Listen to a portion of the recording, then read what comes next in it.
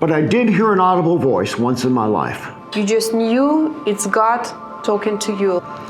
And I said, God, take this away from me. So it was really hard for me. I wasn't experienced. The doctor walks in and he says, you're dying.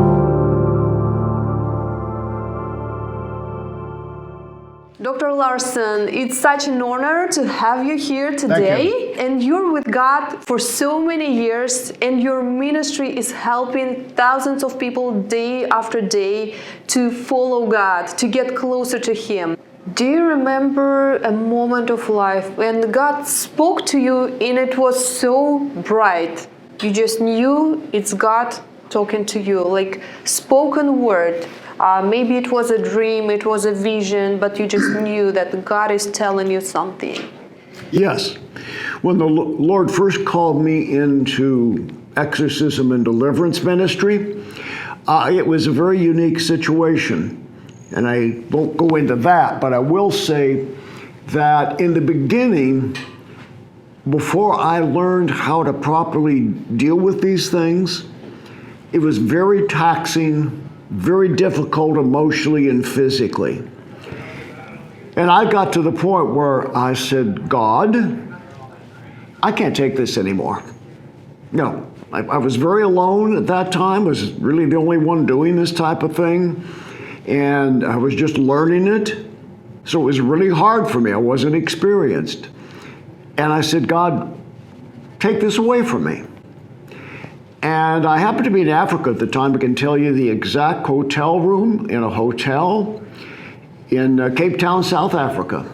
And I was laying there preparing for an evening meeting, and I just felt the Lord speak to me and say, I'm going to take this away from you for a time, and I'm going to let you rest.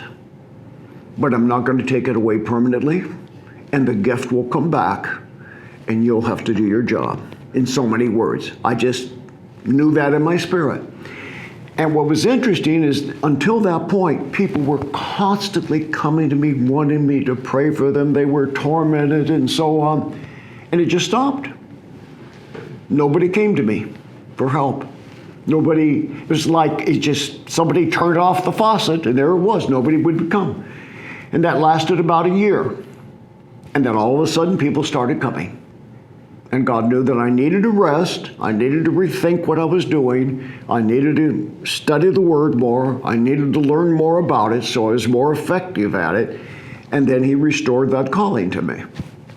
And I heard not an audible voice, but I did hear an audible voice once in my life. Once. I had some knee surgery, and the doctor did not properly treat me. And I went home from the hospital, got in my house, and collapsed on the floor. As sick as I've ever been. And so I told my wife, I said, I think this is just the effects of the surgery. I'm going to go to bed. I'll be okay. I'll wake up in the morning and be fine. And I was laying there in bed, extremely ill, and I heard the voice of God. And the voice said, you're dying, you're having a heart attack, call 911. I sat up in bed, I yelled at my wife and said, call 911. She said, why? And I said, I'm dying. So the ambulance came, and the medics came in and examined me, and did a quick EKG and said, no, you're fine, you're okay. I said, no, I demand to be taken to the hospital, I'm dying. They thought I was crazy. I didn't tell them God told me. And so they finally, I said, I insist on going to the hospital. They took me to the hospital, wheeled me into the emergency room, and I was laying there in the bed, and then they did an MRI and an EKG and a sonar and everything, echo.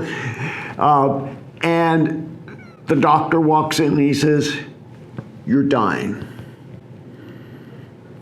He said, we have to do surgery immediately to save your life and stop the blood clots. And my wife and 3 daughters were in the other room, knew none of this. He said, I'm going to call your family in. I want you to say goodbye to them because you may not make it to the morning. So anyway, I called the family in. And I told them what had happened, and they're all standing there and crying.